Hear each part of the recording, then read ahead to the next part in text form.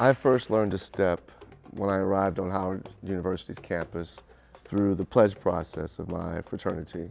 You know, stepping at this time was not something you could access in an after-school program. The only way to learn this art form was by joining a historically black fraternity or sorority. Realized quickly that this was an art form that had a lot of potential. Immediately upon graduating, I moved to Lesotho, Masero, Lesotho, a small country very close to Johannesburg, South Africa. And that's where I first came across the South African gum boot dance.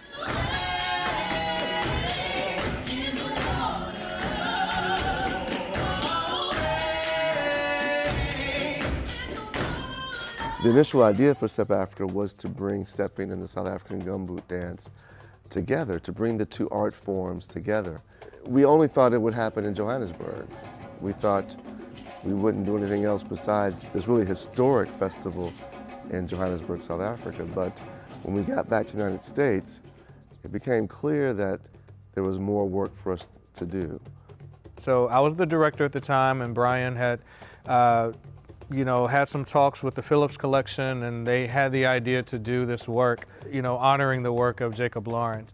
I mean, Jacob Lawrence, for me, is really one of America's great artists. I was shocked that they actually were so amenable to the concept, because I knew how important this work was, and that they were going to give us the opportunity with very little resistance. I was very excited about. So he came to me, as he would many times, and we talked about it and talked about how we should approach it.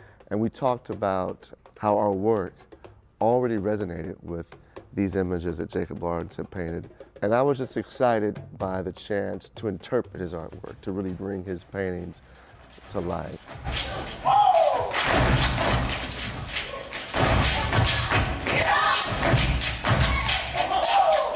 At the heart of our work, of Step Afrika's work, is cultural exchange.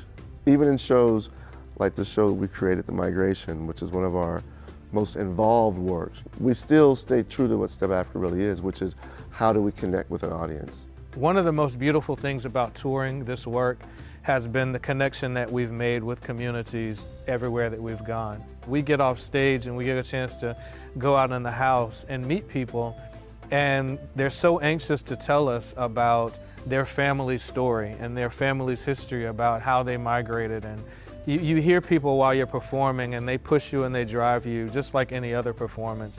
But I think what makes this one different is the connection that you're able to make once we get off the stage.